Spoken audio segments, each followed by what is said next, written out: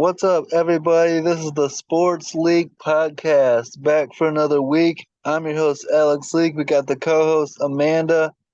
Amanda, it was a lot of fun having Daniel Jeremiah on last week, huh?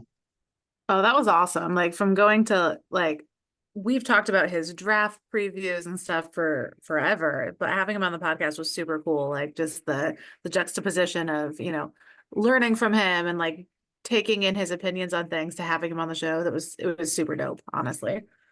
Yeah, it was a really big get. He's like, at the top of the food chain in the NFL media, and so it was great to have him on, pick his brain, and I agree with 99% of what he has to say. Whether you're talking about the Steelers quarterback position or the Brandon Ayuk situation, he's got really good insight. Yeah, I think Um, having his perspective is really unique because he's been an insider for so long. Mm-hmm. And a former NFL scout as well. Mhm. Yeah, he So definitely understands the league a lot yeah. So more than like the for those of you that haven't checked that one out, make sure you give that one a watch. It was a great episode and a lot of fun having Daniel Jeremiah on the show. This episode, we're gonna kind of talk NFL preseason as we're heading into week two. We've got one game of week two of the preseason so far, and a bunch of games on the slate for tomorrow and Sunday. Let's start with last night's game, the Eagles at the Patriots. And Amanda, I've been saying for a while that the plan in New England was to bring Drake May along slowly, but and sit him for a while. But Jacoby Brissett, in what I've seen so far this preseason, that offense has looked lifeless. It hasn't been able to even move the ball. A lot of punts. They finally get down to the end zone, and Brissett throws an interception. And when Drake May came in and got some actual playing time last night, he looked good and provided a spark to the offense. Do you feel like Drake May is going to start sooner rather than later? Yeah, I don't see Brissett being the guy for more than a few weeks. I mean, he obviously isn't the guy. Like the team has no drive. I feel no like excitement about him being on the field from the team. I think Drake May is new and exciting and has more of an upside than Brissett. So I can see like I mean week five, week six maybe, just throwing Yeah. him in there and seeing what happens because that team has no passion right now. Like I just don't see them getting the ball rolling with anything with Brissett at quarterback. Yeah, and how long are they going to be able to? Week five, week six, ideally, but I could see it happening even sooner than that. I know that, ideally in a perfect world, you sit Drake May until like week 10 almost, you know what I mean? But I don't think they're going to be able to do it. I think you start out 0 and 3, and you're going to be hearing a lot of noise right off the bat if the offense isn't doing anything with Jacoby Brissett. I think he gets in by like week four, maybe even week three. I just don't think they're going to be able to keep him on the bench. Well, I mean, they also have Bailey Zappi they can fall back on. He's shown such great promise. Yeah. I just think it's going to be a long year for the Patriots. They're a 3 or 4 win team in my opinion, and we have to talk about trading away their best pass rusher and Matthew Judon as well. So it's really a complete rebuild in New England. The Bill Belichick era is over, and I just think they're going to be a pretty bad team this year. Yeah, I mean, it's one thing to be in a rebuild. It's another thing to not seem to have a direction. And Yeah. that's kind of where I feel they're at. Like they're grabbing a couple players, but I don't feel like they're like we've talked with a few of our guests about, building from the ground up, like getting talent going in the trenches and then focusing on the quarterback position and stuff. And I'm not seeing any cohesiveness from the Patriots so far. Yeah, I agree. It's going to be a rough year. It's going to be a rough start for rookie head coach Gerard Mayo. And the defense is good, but you trade away your best pass rusher, and I like Christian Gonzalez. I like what Drake May's potential is, but it's going to be a bit of a adjustment and a rebuild there. I think 3 to 4 wins and a long season. On the other side for the Eagles, I'm really excited about the addition of Saquon Barkley. I think he really opens up that offense. When you get the starters out there with Jalen Hurts, Saquon Barkley in that backfield, that'll open up everything with A.J. Brown, Devontae Smith, Dallas Goedert. You know what I mean? Yeah, I definitely think they've added a lot of talent where they needed it and kind of beefed up some of their stronger positions as well. Yeah, and I also like we've seen a little bit of rookie running back Will Shipley here in the preseason. He combines for 46 yards last night, 31 yards receiving. And I think he's going to be a big impact player right off the bat. Like I think they're going to get him involved in the pass game. They're going to get him a decent amount of touches week in and week out as a rookie. I think he's got a lot of potential in the NFL for a fourth round pick too. Yeah, I know he's someone you've kind of got on your radar to keep an eye on there. Yeah. Yeah, it was, he's the son of a former Eagles player. It's nice that he's, home turf. hmm Yeah, I just think you look at the Ravens with what they got Lamar Jackson and Derrick Henry. I put the Eagles in that same category. And you think about what Saquon Barkley was dealing with the Giants, with Daniel Jones. And there wasn't a lot of talent on that offense besides Saquon Barkley. So he was seeing a lot of eight-man boxes on defense. In Philly, you're not going to be able to focus on Saquon Barkley and he's going to get a lot more open running lanes. And how do you defend that option with Jalen Hurts and his quarterback run in that same backfield? I just think Saquon Barkley is going to be in for a big year. Do you agree with that? Yeah, I'm excited for him. I mean, it's one thing to be the big fish in a small pond and get all the attention and stuff, but he's a competitor and I can see him really wanting to like go after a championship and that was just not going to happen in New York. But I mean, let's talk about that game. I mean, did you predict New York beating the Lions 14-3? Well, I mean, you can't really uh, look at the outcome of these preseason games with I all the know, but backups the playing. Lions offense putting up 3 points, like I know it's You just know, preseason, but damn, bro, I expect more out of the second and third string than that. Come on. you know what my favorite part of that preseason game was? No. The Lions with three turnovers on downs. That is the most Dan Campbell shit ever. I mean, at least he's practicing how to do it in the preseason. I mean, you gotta practice your strengths, I guess. It's funny because most of the time you would say, well, it's just a preseason. You know, who Oh, cares? You're not. he is in postseason form though. Yeah, exactly. He'll do that in the NFC Championship game and cost his team a trip to the Super Bowl. We've seen that firsthand. Yeah, that game I had to switch off because it's one thing to like, oh, let's see how these youngins are playing. It's another thing to see the coach doing the same stuff that ended their push last year. Like, come on, Dan, you know better. Yeah, he's gambling Dan Campbell. And what did you think? So, talking about this game, Drew Lock is now the backup in New York for the Giants, and he suffers a hip injury and exits the game. And the fans were cheering because Tommy DeVito was coming in. Uh, Kind of a tough situation for Drew Lock to be in there, where Tommy DeVito is a fan favorite. You're kind of sandwiched in between. You know, the team is giving Daniel Jones one last run. Uh, Kind of a tough spot for Drew Lock to go, don't you think? I mean, it's interesting to me that the fans have an opinion. Like, I don't Yeah, even know how to rank those three quarterbacks. Like, Tommy DeVito is fun to watch, and he does some flashy stuff every now and then, but like, do you guys really think that's your guy?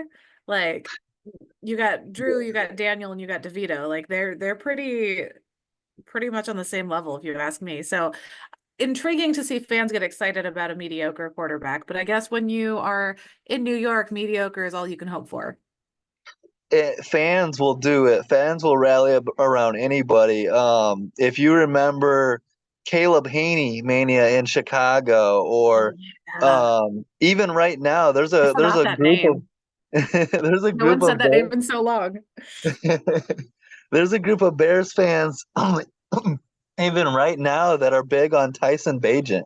Remember Yeah, Eric Kramer on the podcast saying they should go with Tyson Bagent? I mean, Agent the agent.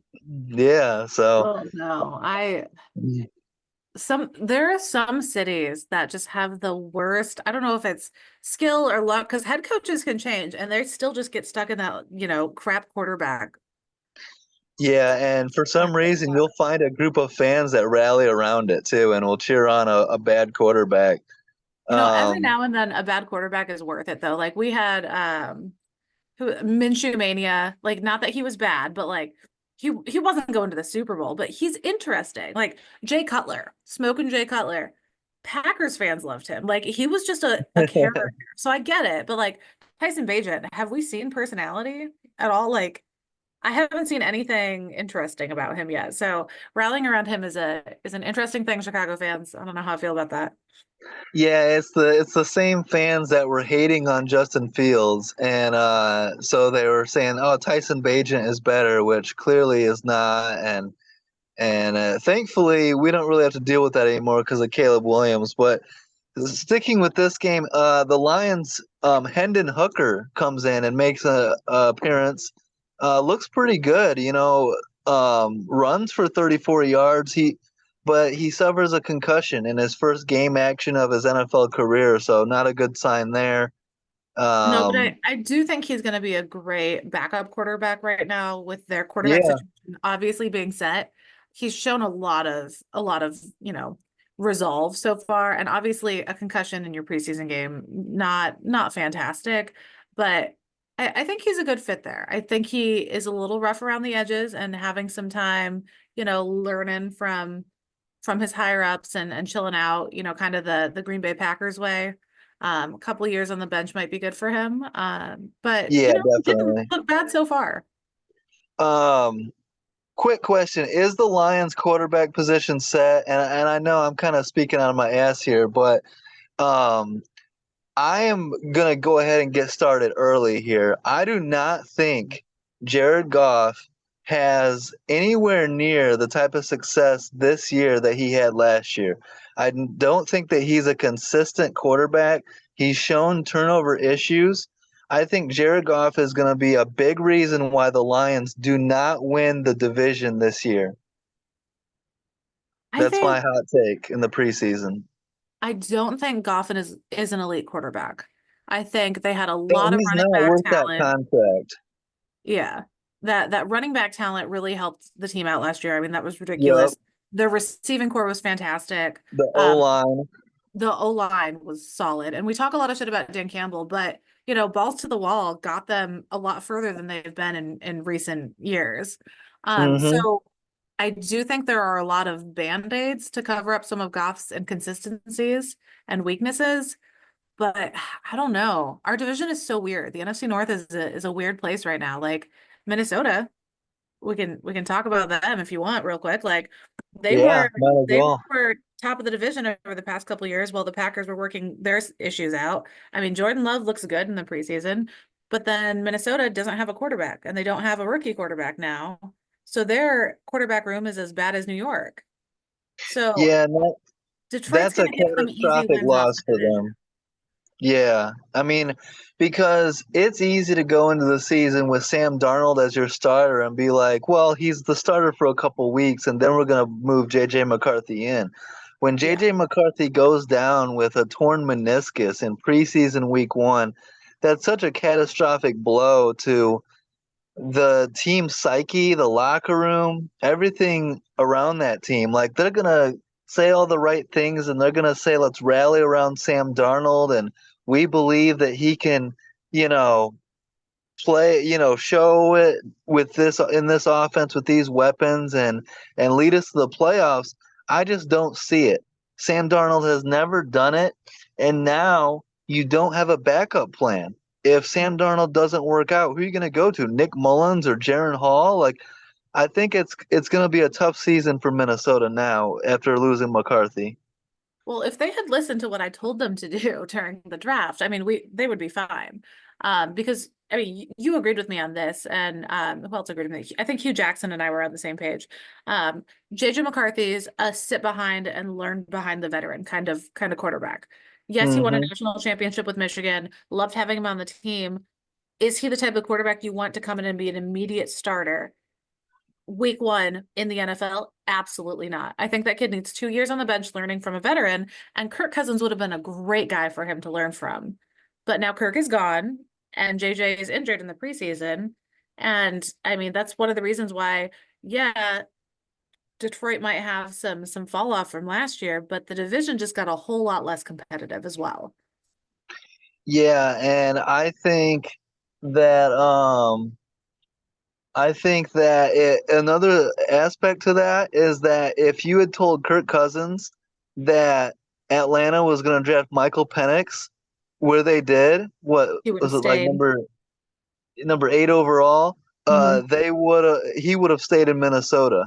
You And know I what I know he mean? wanted more money, but he also wanted Yeah. to stay there. Like, I don't think, I mean, I think they did him a little dirty by not trying to make his contract work in Minnesota because, I mean, the fans loved him. He loved the area. Like, he seemed like a great fit there, personality wise. Like, everyone seemed to get along. They seemed to click really well. Um, so I do think, maybe it's a little bit of bad karma to Minnesota for not making that contract work. Um, Kurt could have come down on the numbers a little bit, but it seemed like a good fit. And now, I mean, we know their running back game is greatly improved because Green Bay let Aaron Jones walk, and now he's in Hmm. Minnesota.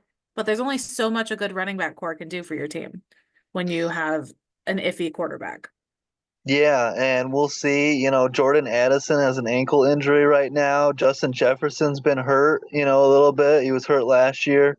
So TJ Hawkinson is coming back from injury. So we'll see. A lot of people are putting a lot of stock in head coach Kevin O'Connell and his ability to just plug any quarterback in and be successful with. But um, it's asking a lot to give the keys to the offense to Sam Darnold, and I just think, you know, I think it's going to be tough to overcome losing JJ McCarthy. I don't see the Vikings making the playoffs.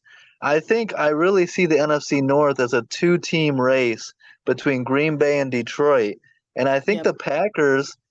Not a lot of people are talking about the addition of Josh Jacobs to that running back room, which in my opinion is an upgrade, and Yeah. also Marshawn Lloyd, the rookie.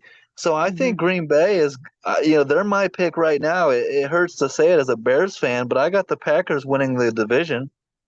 See, I don't like that though. I want to underestimate. I don't want people looking at us and be like, "Oh, hey, yeah, they're Well, gonna win," because those are the years when we don't. expectations expectations are here. You give Jordan Love that kind of money, you got to start performing. I mean, but they kind of had to. Like the Yeah, contract situation with how much other quarterbacks have been paid and moving forward, he would have been a lot of it. I mean, can you imagine if we went to the playoffs this year again and then we had to pay him after this season? yeah. Like, Well, oh, I mean, he makes it to the same point in the he's not, playoffs as last year. Ugh, he I don't is know if we can highest afford it. paid quarterback in the league right now. Yeah. So, I mean, I it, I do I think he deserves the money based on, where he peaked last year and he's looked good in preseason so far. But before we get going too deep on the Packers, let's circle back to the other side of that Minnesota game. So they won okay. 24-23 over the Raiders. I mentioned Gardner Minshew a little bit ago with the Minshew mania. Um, how do we feel about their quarterback room? I mean, Aiden O'Connell and Minshew. Minshew did not look good. I mean, he only completed 50% of his passes, 117 yards. I mean, Minshew's got the edge, but I feel like he's lost some of his magic. I think so the interesting thing with the Raiders, I think they're going to be bad. I think they're a 4 or 5 win team. Um, they don't. Gardner Minshew to me is probably going to be the starter. We'll see if they keep Devonte Adams. There's been a lot of smoke about Devonte Adams getting traded to the Going to Jets. the Jets, yeah. Yeah, which I would love to see, by the way. So we'll see if I that I would like the happens. reunion. It would be cute.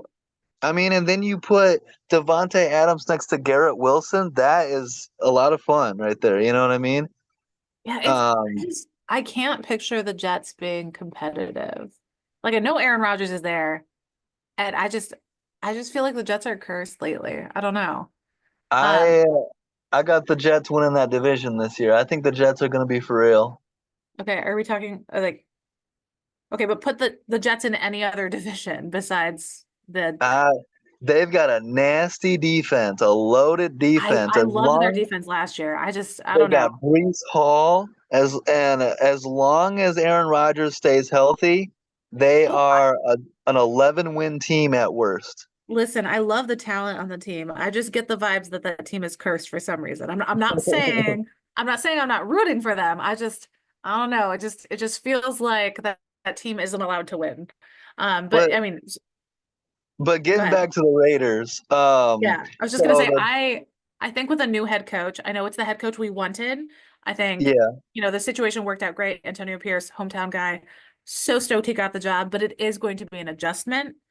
So I would like to see a push out of them maybe next year. This year they're kind of rebuilding, kind of letting some pieces fall into place. But I think they'll be fun to watch this year. they'll be all right. They'll be competitive. Max Crosby on that defense, and they're not going to be terrible, but offensively, I don't think they're going to be great. And we can talk about Minshew, we can talk about and Aiden O'Connell, we can talk about losing Josh Jacobs to Green Bay. What the biggest downfall to that offense is offensive coordinator. You see who they hired at OC? Oh, your guy, your favorite.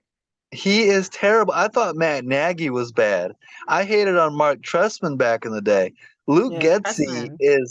is terrible. Yeah. Like I don't understand how some of these guys get jobs year after year. Like they were fired for a reason. because Steve Young said it, and I love this quote from Steve Young. Someone was asking him like, "What do you think about all this offensive coordinator talent all over the league?" And he's like, "What talent all over the league?" He's like, "There's a couple good coordinators, and the rest is like pretty bad, and they keep getting hired over and over again." I feel like it's almost like the Major League Baseball All-Star Game situation. Like people just hear the same names over again and then they're like, "Oh, I recognize that name. I'm gonna take that guy." Whether or not the Yeah. talent is there, it doesn't really matter. It's just like a name they've heard enough that they're like, "Yeah, yeah, that guy sounds familiar." I swear, uh, because these yeah, guys are it's terrible. They're hated on, they're fired, and then they're rehired by another team with a plan to, get them to the playoffs, and then they fail again and then get hired again. It's insane. So we talked about Kirk Cousins a bit. I feel like we should touch on that Falcons at Miami game real yeah. quick. Let's do that. And I mean so Kirk Cousins in Atlanta, it doesn't sound like he had much of a heads up that they were drafting a quarterback. And, Yeah, maybe he would have changed his mind had he known. How do we feel like Penix did in this game? I mean, it's his preseason debut. He was number 7 pick overall. I think he's a great draft quarterback. Maybe I would have stuck with Kirk Cousins a bit longer after, picking him up and paying him. But I mean, Penix didn't look terrible for a rookie. yeah. I think Penix is the most NFL ready, Hmm. quarterback in the draft. Like in my opinion, I would have taken Penix ahead of Drake May. I'm a big fan of Michael Penix. He's got an NFL arm. He can make all the throws. He didn't play great in the preseason game, but it's his debut. They're going to slowly bring him along and let him sit behind Kirk Cousins, which I think is can only help him, Hmm. to slowly bring him on and learn from a veteran like Kirk Cousins. Um, if if Cousins, that's the one good thing here in Atlanta is if Cousins struggles or goes down with an injury like he did last year, then Penix is ready and they can throw him in there. I am a big fan of Michael Penix, and I think that as much as because you could have saved all that money on paying Kirk Cousins and just drafted Michael Penix and have him be your day one starter. Like that's what is kind of confusing here. Um, Yeah, if that was going to be the plan, like maybe they didn't think he was going to be available and they didn't want McCarthy.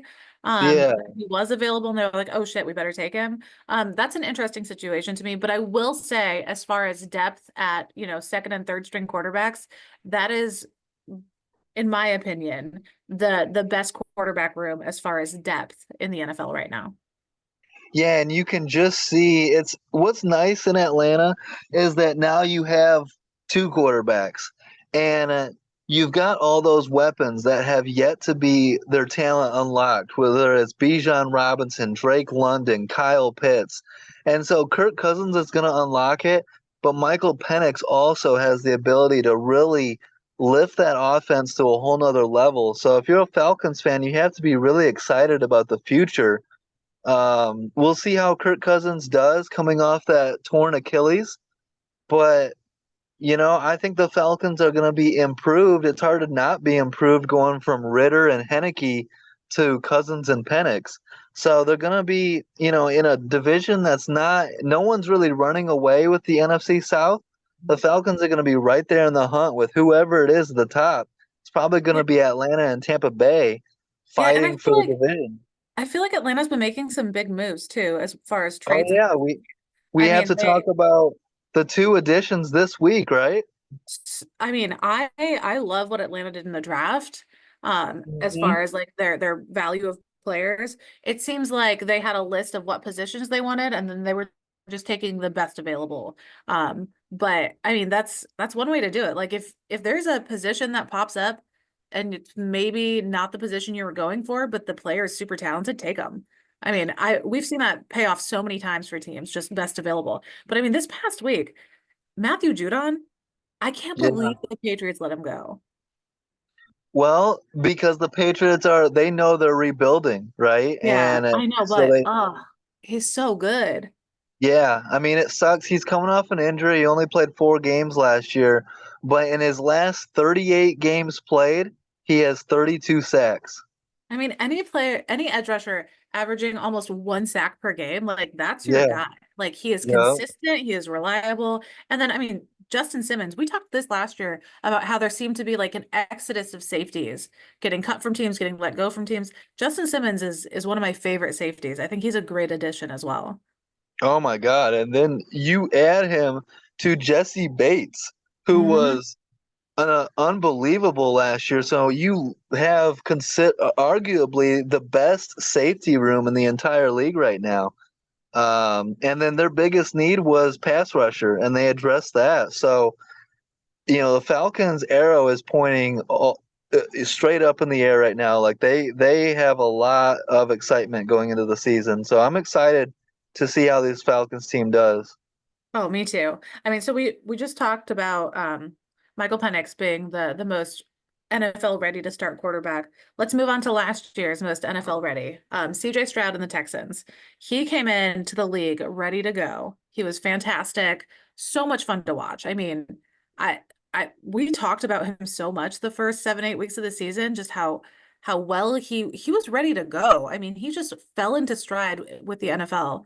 And this game, I feel like, you know, it's a preseason game, so we're not going to hold anything against them. He seemed a little less polished than I would have expected. 2 for 4 for 41 yards. Obviously, he wasn't in the game for that long. But Tank Dell, I am so excited Yeah. that he's back and recovered because we were loving on him last year, and then he had that injury. But the Texans, I think, are going to be another team that's going to be really fun to watch with all of their young talent. Oh yeah, it's going to be interesting to see how this team handles the pressure. They're going to be on national TV a lot more this year. They have really high expectations. Like day one going into the season, the Texans are expected to win the division now. Yep. They're and that you take the team they had last year and they got so much better. You add Joe Mixon, Stephon Diggs, Daniil Hunter, Danico Autry, which it sucks to see Danico Autry get suspended 6 games for PEDs, but he'll be back, for the second half of the season. You've got Daniil Hunter to go with Will Anderson Jr. on that D line. And then you also have to talk about rookie tight end Cade Stover, who was CJ Stroud's college teammate at Ohio State. So there's that natural chemistry there with them two. Man, it's hard for me not to see this Texans team like right now on paper. Like you want to pencil the Texans in the AFC Championship game like right now. I mean, that might be too high of expectations, but on paper they look like they can do it. I mean, it always takes a few weeks of the season to see if people are actually as good as you expect them to be and clicking as well. But I'm excited Hmm. about this Texans team.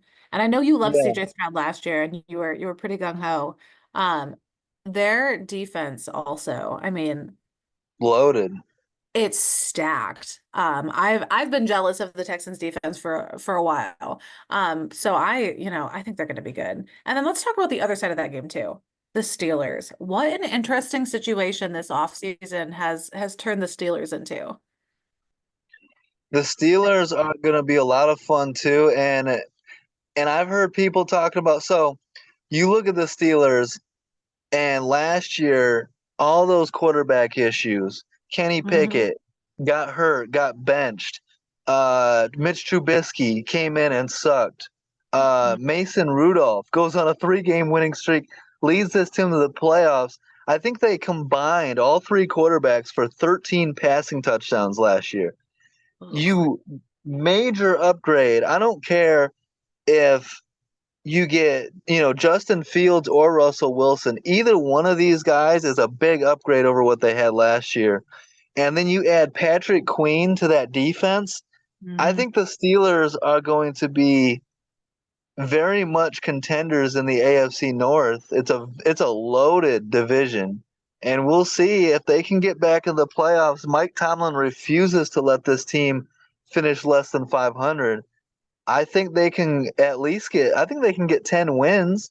If they can get into the playoffs, who knows? And I'm rooting for, as much as I'm a Justin Fields fan, I'm rooting for Russell Wilson to have a big bounce back year as well. Yeah, I feel like Fields kind of got scapegoated a bit for the issues in Chicago. Russell Wilson, I feel like is a personality thing, an environment thing. In Hmm. Seattle, he got along fine. Denver it didn't seem like a good fit for him personality wise. I was kind of hoping Ayuk would end up in Pittsburgh just because what a great situation to pop into as a quarterback who was just traded to the team. Like, oh, cool. Now we get one of the top tier wide receivers in the league because he couldn't come to terms with his home team on a contract. But I mean, it does sound like Ayuk is going to be coming to terms with the 49ers instead of going to Pittsburgh right now. I think that's the most recent update. Yeah, It well, I mean, it looks like they're working it out. there's an offer. The latest that I've seen is there's an offer on the table that they're waiting for Brandon Ayuk to agree on and sign. And if not, there's also a deal in place to send him to Pittsburgh. So it can Yeah. go either way right now. As for the Steelers side of this, I would love to see Ayuk in Pittsburgh because that falls everybody into line. If you Mhm. immediately bring in Ayuk, he goes to wide receiver one, and that moves George Pickens to number two.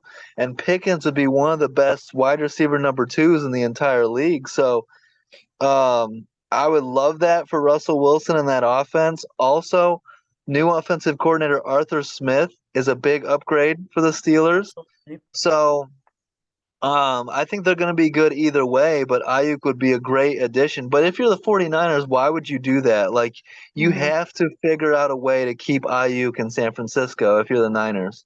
Yeah, you need him. I mean, when you've been that close to a Super Bowl win for, 2, 3 consecutive years, you have to stick with your guy. And it Yeah. doesn't sound like they can't afford his contract. It just sounds like they don't want to pay him, which is idiotic. Like, don't get rid of some of your best people when you're, one touchdown or one big play away from a Super Bowl win. That's insane to me. Yeah, exactly. Um, let's talk real quick about the Washington Commanders and Jaden Daniels, the number two overall pick. A ton of hype around him. He's got, elite athleticism, and on top of that, he's got a great arm. And we saw it in the preseason debut, a beautiful pass, 42-yarder to wide receiver De'Ami Brown, perfectly placed, and he had a defender right on him. It was just a better throw. If Jaden Mhm. Daniels can throw the ball like that on top of his running ability, there's no reason to think the Commanders can't bounce back in a big way, you know? Yeah, I think they've got a lot of raw talent in their young quarterbacks. I know Hmm. Sam Hartman is more eye candy than he is, good on the field, but I was surprised when he came into this game. He played really well, honestly. I mean, he was undrafted out of Notre Dame, but 8 out of 13, 83 yards. I mean, he was looking pretty good until the shoulder injury there. Yeah. But I think it'll be a pretty scrappy kind of back and forth. I think they'll be good for each other because Sam Hartman's like 40 as a rookie. Um, so I think they'll be a nice little like competition. And not that there's any competition. Obviously, Jaden Daniels is better, but I feel like the maturity of Sam Hartman, I feel like they'll be good for each other as far as training and scrapping on the sidelines and stuff. So I hope to see some improvement for Washington because they have been in a rut the past couple of years, and I'd like to see some, upward momentum for them. Yeah, I would think so. I think they're going to be much improved offensively. You add Austin Eckler, you add Zach Ertz, and then you add rookies, Luke McCaffrey, Christian's younger brother, and tight end Ben Sinnott out of Kansas State. So that's a lot of talent to bring in. I think they're going to be better, a lot better offensively. Playoffs, probably not in a tough division, but a lot more fun to watch and probably a 7 to 8 win team as long as Jaden Daniels stays healthy. Yeah, I can see them being middle of the pack. It's one of those divisions though that it just makes it tough for them. Yeah, Um, it's Eagles and Cowboys and then everybody yeah, else. So yeah. um, I think it'll be now a we tough division, but they're young, so they got a couple years to pull it together. now we got to talk about the scariest person in the NFL for Amanda. Like Amanda's got to sit back and enjoy Hall of Fame quarterback after Hall of Fame quarterback, and the Bears never having a quarterback. And now the number one overall pick, the one of the most talented quarterbacks to come out of the draft in a long time, Caleb Williams, getting comparisons to Patrick Mahomes. We saw the arm talent in his preseason debut. We saw the athletic ability. It takes off for a run and slides. A little flick pass, screen pass that goes for 40 yards.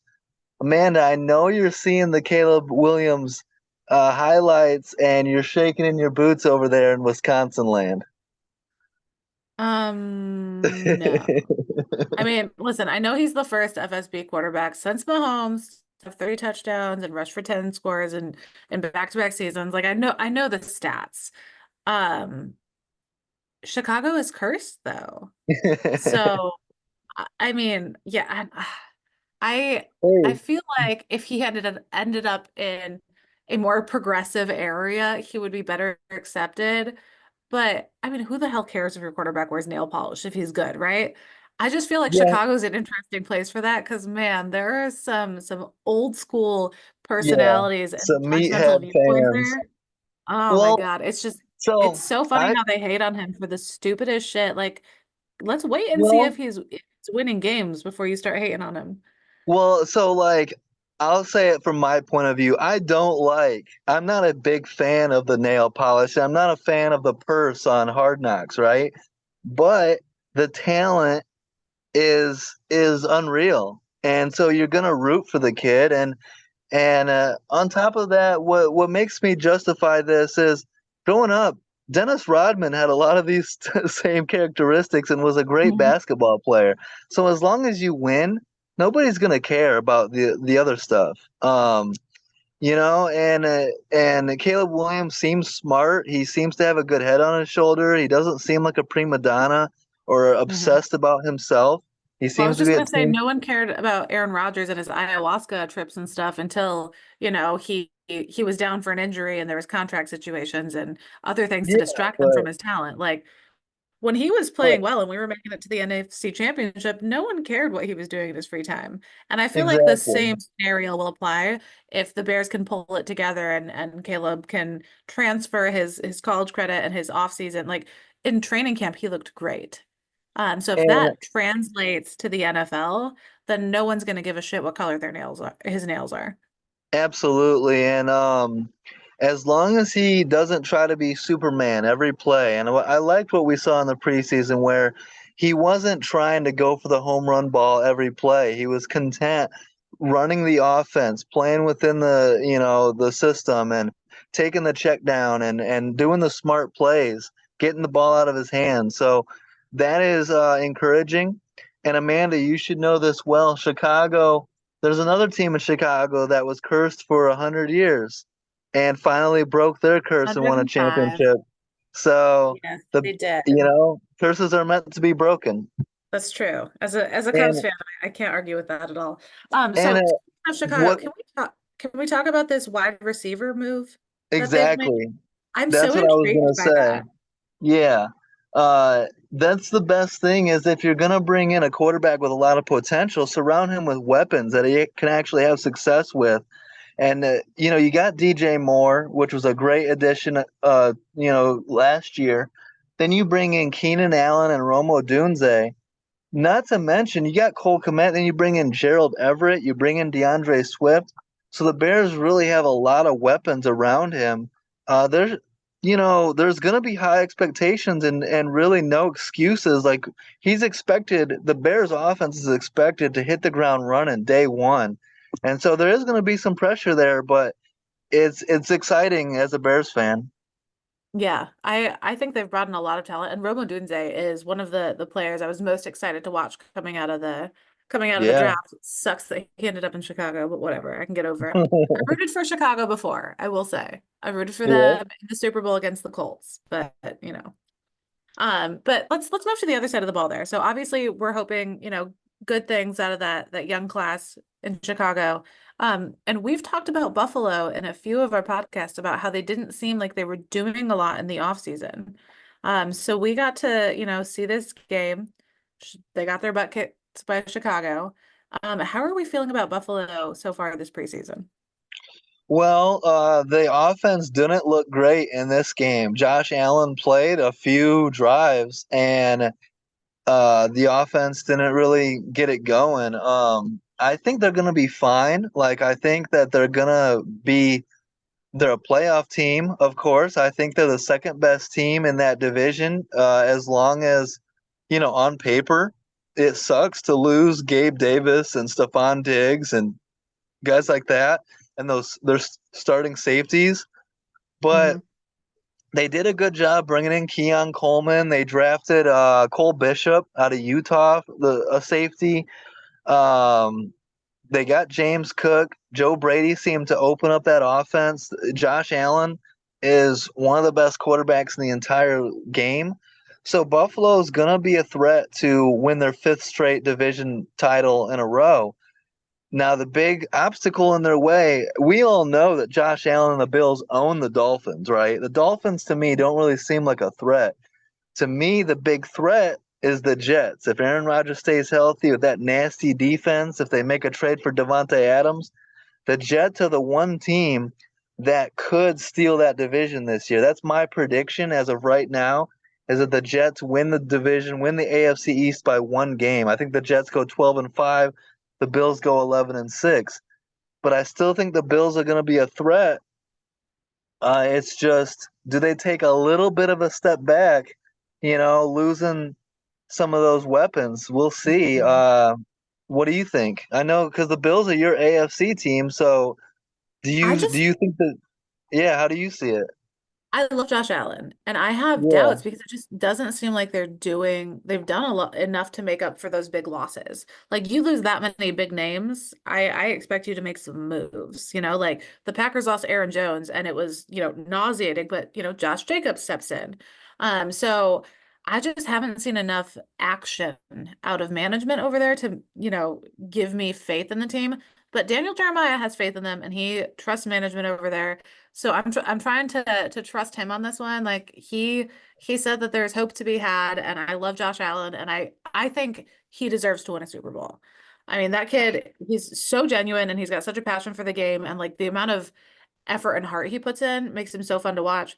But I will say losing your Pro Bowl linebacker to a torn bicep yes, in the preseason is not how you want to start the season. that is a massive loss. Matt Milano is one of my favorite linebackers in the league right now. Yeah, There is That's hope that he ugh. can potentially return in December, but I mean, this is a huge loss, and at best case scenario, get him back come playoff time, and worst case scenario, not get him back at all. Yeah, so hopefully they work that out, but I'm excited to see what Buffalo's up to because obviously they've got a plan. I mean, they're doing something behind the scenes because no GM is going to be like, yeah, let's let all these people go and just, see what happens. Like they're up to something. I'm just intrigued to see how it will all play out.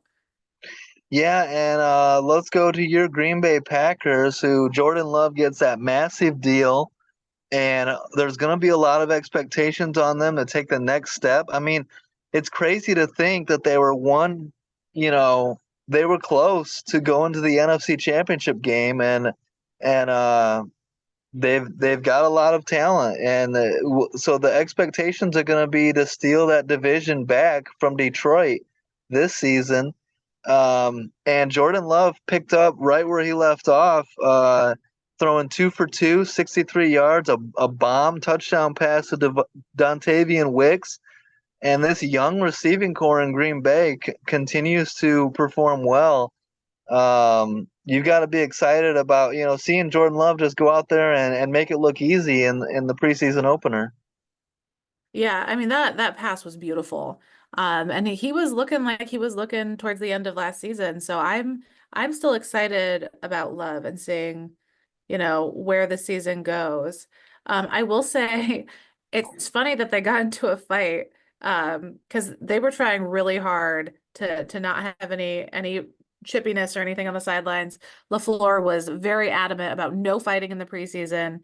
So they had a scrimmage with the Broncos, and he and Sean Payton agreed no one-on-one drills, no pitting wide receivers and cornerbacks against running backs. Like we're not doing that. We're trying to avoid the fights. Um, and Nick Bonito appeared to have hit Love, knocked him down, caused an interception, and they were pissed because your 4-year, $220 million quarterback shouldn't be getting knocked to the ground in a practice. Turns out Zach Tom, one of our own guys, was the one who bumped into him. Dang. Like everyone got scrappy. LaFleur was over there screaming in their faces and stuff. And Love is just like, no, Zach Tom just got pushed into my shoulder. It's fine, man. Like, I like that everyone's protective of Love, but of course it's Hey, that's you got to protect your golden goose. yeah, and training camp fights, when you have scrimmages with other teams, like you're gonna see fights. Like that's just the way it is. We see it every single year. As long as nobody gets hurt, there's no foul, right? And so that's what you want. You want to see the teammates sticking up for your star quarterback, especially after he just got paid. Mhm. Well, And and speaking of teammates, let's talk about the proposed trade proposals for, CeeDee Lamb coming to Green Bay. I do not want a big name wide receiver on the team. Yes, 2 years ago, was I real upset when Devontae Adams was gone and we no longer had a wide receiver one? Yes. However, this wide receiver by committee thing, we do not have a clear wide receiver one. And I love it. It takes me back to when it was Randall Cobb, Jordy Nelson, James Jones, and the yeah, ball was going to someone. They can all catch it, they can all do their thing, but you don't know who it's going to because we just have so many weapons. I mean, Christian Watson, Jaden Reed, Dontavian Wicks, love them. But Romeo hmm Dobbs, nice young up and comer last year. Bo Melton had some big moments. yep. Uh, down from there, Grant DeBose and Those two DeBose. tight ends too, Kraft Yeah. and the other guy. Those guys. I am excited. And I like that there's no wide receiver one. Yeah, it's kind of Christian Watson, but Dontavian Wicks with that, was it 63 yards? That was Yep. pretty. That was some wide receiver one play right there. Well, and Luke credit on that. Musgrave, by the way, is the other tight end you were trying to think of. Yeah, and that's a solid two tight end room right there. And then Dontavian Wicks, excellent value, fifth round pick, and he's showing out. Bo Melton, like you said, and to me, they got better in the running back room, and that was kind of like an area of concern. Aaron Jones missed a lot of time last year. AJ Dillon seems like he's kind of taken a little bit of a step back, and at Yeah, I'm this, not excited about him anymore. yeah, but But Marshawn Lloyd is an excellent value pick, third round pick out of USC. He's a good running back. And He is, then and I Josh like Emmanuel Jacobs. Wilson as well. Yeah, exactly. So, they've got a deep running back room. And AJ Dillon can be your short yardage touchdown. He doesn't The need to be your Quadzilla. workhorse. He only needs to get 1 to 3 yards, you know? Yeah. And Josh Jacobs, I mean, a lot of people are down on him, but he's a home run threat. He's a beast. Like, I have been a Josh Jacobs fan ever since he came into the league, and I'm mad that Green Bay got him, but it's a smart move. Yeah, and I think it's one of those moves that kind of calm down Packers fans because you lose Aaron Jones and everyone's going to be up in a riot after losing some of the bigger names we've lost over the last couple of years. I mean, that's our whole offense gone over a couple of years. But I think Josh Jacobs was a kind of a sigh of relief for Packers fans. But why don't we go to the other side of the ball? Obviously, we don't care who won or lost in the preseason games. Did we see anything interesting out of Cleveland? I mean, no Deshaun Watson. Not really. Like, I like wide receiver Jamari Thrash, fifth round pick out of Louisville. He's a good move for the Browns, good rookie. I'm looking forward to seeing Deshaun Watson back out on the field. That's what I want to see. Until then, the Browns, I didn't see much in this preseason game from them.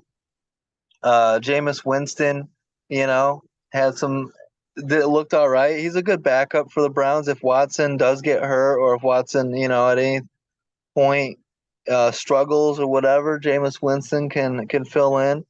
But the Browns are they're gonna have to play defense and they're gonna have to do it that way. Um, I don't know really what to think. The Browns are. I don't know if they can repeat the success they had last year. You know, Jerry Yeah, I Judy's don't a nice know. addition. Yeah, Uh, but I feel like the spark is gone a little bit right now, so it'll be interesting to see how it comes back. I have to step out for 1 second, so I'll let you handle the Bucks and the Bengals breakdown. yeah, and I'm excited for the young guys in Tampa Bay, as well as Cincinnati. There's a lot of young talent here. Rookie running back Bucky Irving, fourth round pick out of Oregon for the Bucks. Uh, he looked good in the preseason game. Expected to be the backup running back behind Rashad White. That's a solid running back room there. I like the addition of Bucky Irving. Bucks receiver Jalen McMillan, third round pick out of Washington. That receiving room in Tampa Bay is loaded with Mike Evans, Chris Godwin, Trey Palmer, Jalen McMillan. So that's going to be fun to watch. That's great for Baker Mayfield to get the ball to those guys. And then on the other side for Cincinnati, rookie wide receiver Jermaine Burton out of Alabama, 3 catches for 82 yards and a touchdown. More weapons for Joe Burrow. Andre Yoshivas, along with T. Higgins and Jamar Chase. So a lot of talent for good young talent for both these teams. It's fun to watch. We got to see some Joe Burrow out there in the preseason game, throw a 10-yard touchdown pass to T. Higgins. So it was a fun game to watch to see, Joe Burrow, T. Higgins, to see the young rookies out there. Um, so, you know, good stuff in that game. I love seeing the promising rookies getting some action in the preseason. The one thing you don't like to see in the preseason is injuries. And a lot is being made about the Chiefs, the defending champs, back to back defending champs, playing their starters. And the last thing you want to see is any starters getting hurt. And that's exactly what happens for the Chiefs as star new addition wide receiver Hollywood Brown suffers a shoulder injury in this game and is expected to miss some time, expected to probably miss a week or two into the regular season, out 4 to 6 weeks with a scary shoulder injury that sent him to the hospital. So, worst case scenario in Kansas City with Hollywood Brown getting hurt, I'm seeing that the starters are going to play again in week 2. So you just knock on wood, and you worry a little bit if you're a Kansas City fan that to hope that your starters can stay healthy, um, because losing Hollywood Brown is not ideal, and you're going to be starting the season out against the Baltimore Ravens. And so if you're not 100% healthy going to that game, that's going to be a tough game to win. Yeah, You and don't want to be. didn't we have Yeah, some go ahead. questions late last year? There were some games when it would have made sense to sit the starters, and Andy Reid just seems content with having his starters start in all the games. Like I feel like sometimes letting the second and third strings hash it out makes more sense than having your starters in just to have them on the field. It seems a little dangerous in some of these preseason games. Yeah, I mean, like it sounds great to be like, well, you can get hurt at any time, so we're going to play our starters, and we want that chemistry and that, you don't want to start the season out slow because that's their first time playing together, but it's cool until someone gets hurt. And that's a big loss, losing Hollywood Brown for 4 to 6 weeks. And, what if something were to happen to Patrick Mahomes or Travis Kelsey or Chris Jones, or Trent McDuffie, so that's why you get paid the big bucks as head coach if you're Andy Reid, and you have to explain yourself. And so, uh, you know, hopefully So no one else gets hurt. yeah, I mean, let's hope But for good things. So speaking of good things, let's, talk a little bit about the new kick return rules. I like them. I feel like it gives us more of an opportunity. Yes, it's not as scrappy as it used to be, but we do have more of a chance of seeing more big returns. I miss Devin Hester on the field. Watching those mhm. big, long kick returns was so much fun. And this game kind of gave us a glimpse of the old days with that. I mean, Jacksonville's wide receiver Parker Washington returned the kickoff 73 yards. The first time we've gotten to see it in action since the new rules were put into place. Because basically, to break it down for people who may not, know the new rules, the way it's set up now is nobody can move until the person who's going after the ball catches the ball. So there isn't like a huge 60-yard, run before they make impact. Like they're lined up close and nobody's allowed to move until he's got hands on the ball. So it slows down the impact of someone getting hit and they're a lot closer. So if you break through one hole on the field, you have the clear field in front of you. So I do think we get to see more returns, Yeah, which were always one of my favorite parts of the sport. yeah, I actually love it. Like I know it looks weird, and you know, It looks like we're it's playing foosball out there, just all lined up. yeah, but I love it because they had changed the kickoffs so much to the point where every kick was just going out of the back of the end Yeah, zone, and yeah, it was so boring. no one wants to see that. So I love returns. I agree with you. Like even before Devin Hester, Dante Hall, and if you remember Josh Cribbs, like we Krebs was love seeing, yeah, we love seeing big returns. And so, and Devin Hester is one of my favorite players of all time. And so, uh, we actually, yeah, we saw a couple good returns so far already in preseason, and I think you're going to continue to see more and more as the season gets started. So I'm a big fan of the new kickoff rules. It was interesting that one of the kick returns, the Chiefs tried to kneel it and got called for a safety. So the new rules on that are going to be, you know, a little bit definitely a interesting. learning curve. Yeah, but they'll figure it out by the time week 1 gets around, and so that'll be interesting. It's cool to see Jags rookie receiver Brian Thomas Jr. get a 41-yard catch, and he's going to be a star, I think, right away. I think Trevor Mhm. Lawrence is going to love him. I look for him to have a monster rookie year in Jacksonville. Him and Yeah, Gabe I think Davis him is and a yeah, I was just gonna say he and Gabe Davis are such a great tandem duo. Like, that's gonna yeah. he's gonna Trevor have Lawrence is so going to much love fun that. throwing to them. Yeah. Yeah. Also, Chiefs undrafted rookie fullback Carson Steele. He's got a little bit of a Mike Allstott, Peyton Hillis look to him. He could be a factor. You don't see too many fullbacks in the NFL anymore, but this guy could be something. He'd be someone to keep an eye on. Yeah, I was getting some John Kuhn vibes actually, because I love Yeah, me a fullback. So I'm yeah, excited. yeah. I love it. I agree. Like I like the old school tradition of football. Keep a couple fullbacks in there, like Kyle Juszczyk or Pat Ricard. Yeah, they serve a purpose, and when they're used properly, I mean, they get the job done.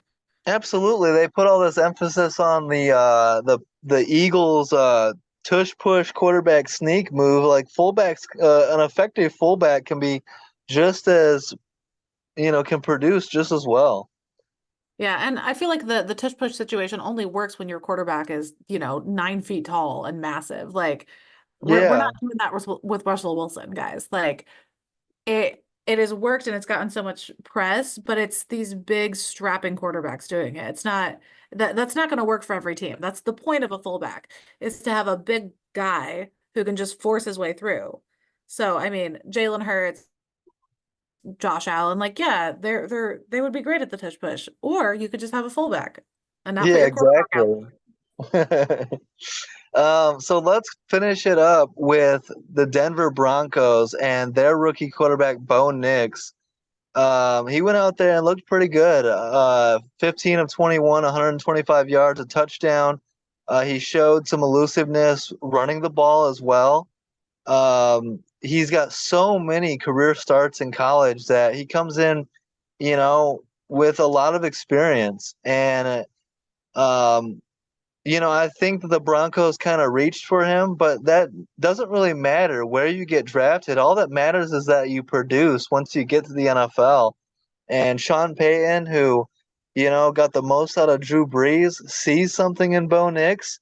The Broncos desperately need that franchise quarterback. How do you see things, looking for Bo Nix early on in Denver? Um, Bo Nix is one of those ones that I'm withholding making a decision about. I haven't decided if I trust him in the NFL. He looks pretty good in this game. I mean, 15 for 21, 125 yards. So far, we've seen the most production out of him. Also, he had a lot more play time than some of the other rookies, so that doesn't really mean anything. Um, Mm-hmm. but I don't know. I don't know if he's one of the players that gives me the immediate vibe of having the right mindset and being able to stay focused. Something about Well, him, I just get the vibe that he might be easily distractible or, kind of take shit personally. So I'm not entirely sure how I feel about him yet. he's gonna have as much as how Sean Payton didn't handle the Russell Wilson situation well. Sean Payton handpicked Bo Nix, and he's gonna have Sean Payton's not gonna allow Bo Nix to be in his head too much. Like he's pretty much a quarterback whisperer in my opinion. I Yeah. I have faith in Sean Payton I do to too. put Bo Nix. We're not gonna hold Russell Yeah, Wilson against Sean Payton because from everything we've heard and read and it just wasn't a good curse fit. that cursed Subway commercial we all had to witness, Russell Wilson is a very acquired taste. And we're not going to hold any of that against Sean Payton because it sounds like a lot of Russell Wilson's old teammates maybe didn't click with him as well. So, we're going to overlook that. But I mean, Sean Payton has worked miracles with quarterbacks before, so I have faith in him. But like I said, I'm just going to withhold opinions about Bo Nix for a while. I want to see him on the field. I think he might be one of those like works in progress for the first year or so, Yeah, I but don't I think. do think he's going to be a good fit. Yeah, Denver's not a playoff team in 2024. Like they're a 5 to 7 win team. Like I think 7 wins is probably their ceiling. They would be But stoked with 7 wins. yeah, but Bo Nix, as long as he slowly develops and learns through the process, I think he's got a high ceiling. And Sean Payton is one of the best at quarterback whisperer head coaches. So trust the process if you're a Broncos fan. And what we saw in preseason week 1 was encouraging. He didn't go out there and throw 4 interceptions like Stetson Bennett. So I consider it a win. And we'll see how they continue to develop him. I like Audric Estime as a good fifth round value pick for Denver, behind Javonte Williams. So we'll see. It's a work in progress.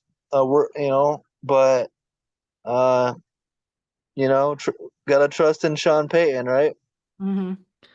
So Yeah. we've talked a bit about backup quarterbacks and seeing them, on the field and stuff.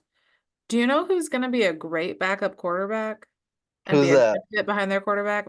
Trey Lance. I think Yeah. Dallas is such a good fit for him. I think he's going to be a solid backup there.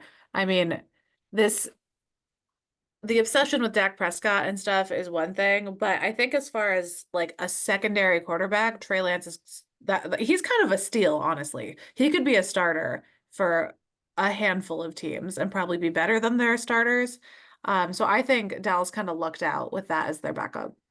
Yeah, I mean, he's got potential, and a lot of people hate on him because it didn't work out in San Francisco, but he got hurt. The Yeah. year he was supposed to be the starter, he got hurt right away in week two. And he's a good backup, plan. He plays the game similar to Dak as well. Yeah. And so if something were to happen to Dak Prescott, Trey Lance can fill in. They also have Cooper Rush.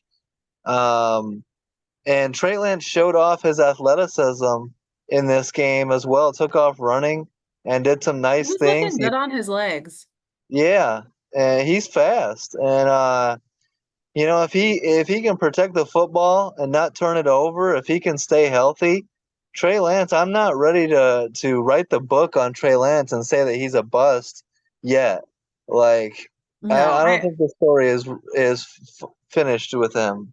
if he kind of stays where I think he stays, I think he'll have a shot at being a starting QB again. Let's move over to the other side of the ball. I mean, Stetson Bennett is one of our favorite draft stories because he's what, in his 50s now? How old is he? Like Yeah. he's so old for, a fresh out of college, quote unquote kid. Four interceptions in this game. And Uh, it easily could have been five. One of them got called back for a penalty. Like he was just yeah. bad. So I mean he threw for almost the same, like he threw for what, 224 yards. Um Yeah, yeah. and I mean who are we comparing him to?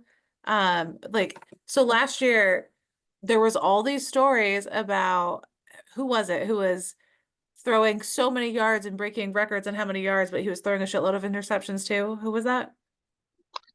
Um, I forget. Last season? Yeah. I'm trying to remember that's what that reminds me of. Like, yeah, your yardage looks great, but you gotta throw to your own team, bro.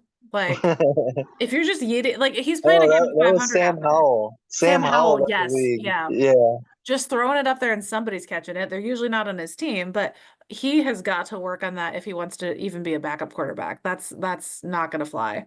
I do not think the coaching staff in LA is gonna hang on to him if that's how he's gonna continue playing in the backup position. No, exactly.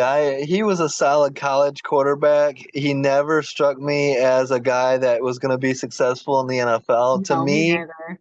he needs to smoothly transition into the old guy role and become an offensive coach, like a quarterback coach Yep. or passing game coordinator, something like that.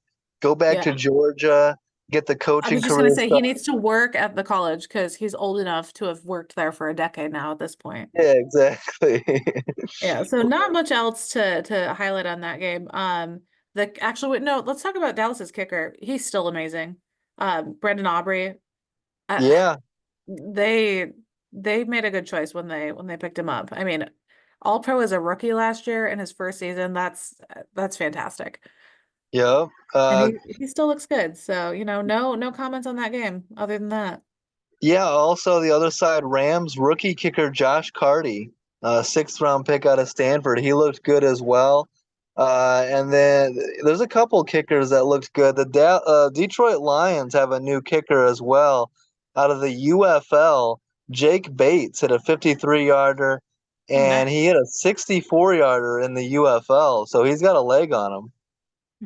I know the Packers, they had an interesting kicking situation where last year our kicker, everyone was like, "Oh, we got to cut him. He's not good." But he started better than Mason Crosby did.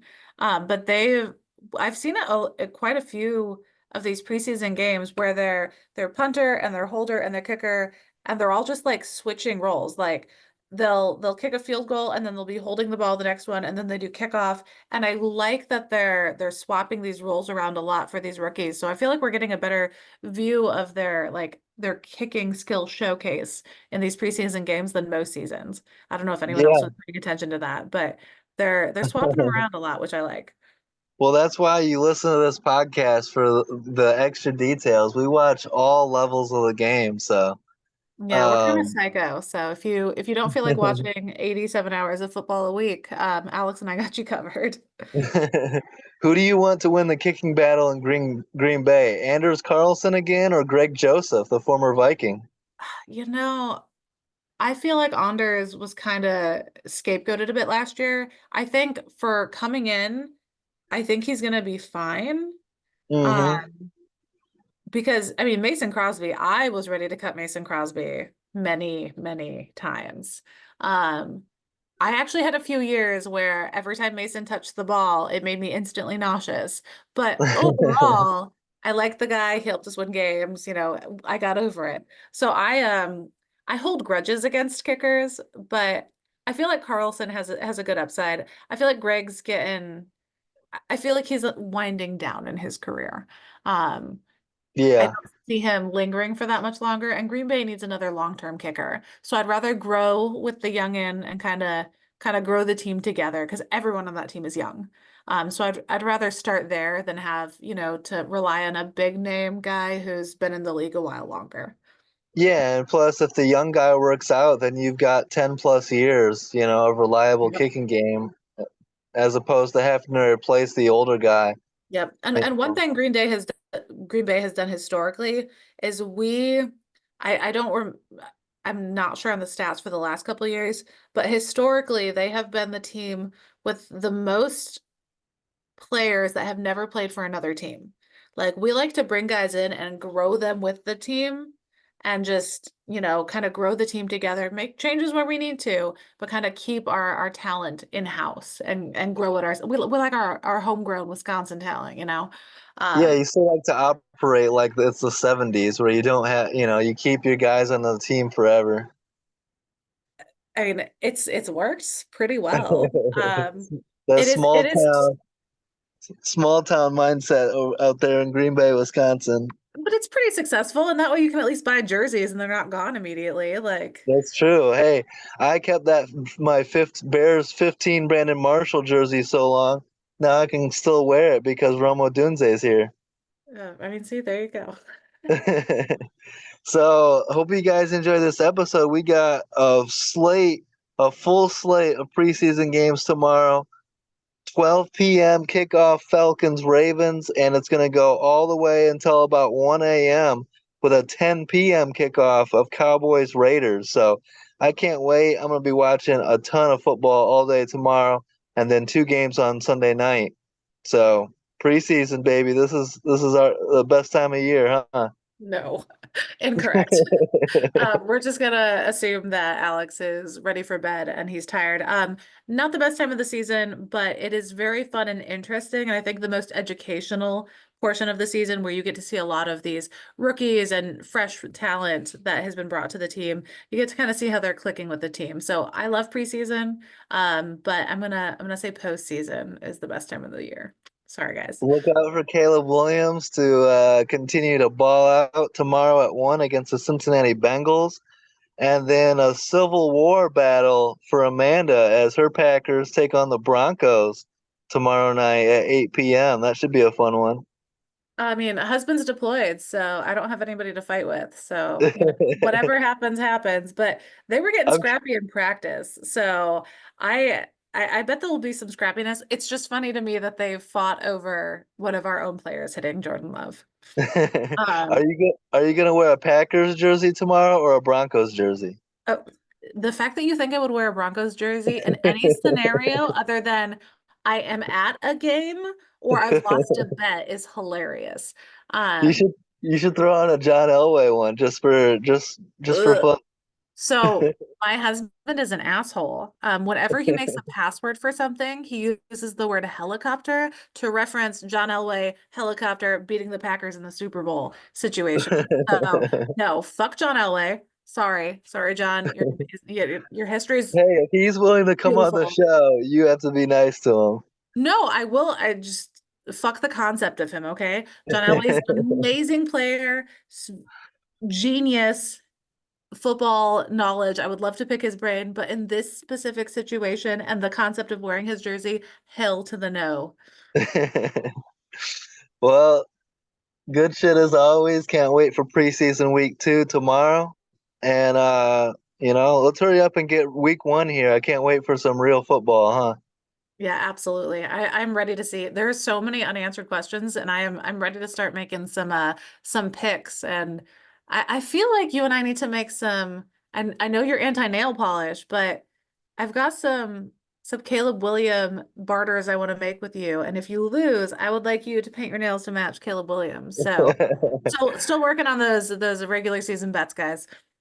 Well, we're gonna have to find some. I'm gonna be winning those bets, so we're gonna have to find something good for you to do when you lose those bets. And I know you won the picks last year, but I win the I'm picks just giving every you a year. heads up that that's not gonna happen this year. So. Okay, listeners, I would like to point out all of you who followed last year, you know how that went. So, send him some consolation prizes when the season wraps up and he's lost to me again. But again, guys, like, follow, subscribe, shoot us any questions you have. If you disagree with anything you said, if I have offended the John Elway fans, shoot us a comment, send us a DM, talk all the shit you want. We will be right there for it. And be ready for our weekly episodes all season long with Chad Brown and Hugh Jackson. That's going to be a lot of fun as well. So stay tuned for player interviews coming up and weekly NFL content. Good shit as always, Amanda. And looking forward to a great week of football. Peace out.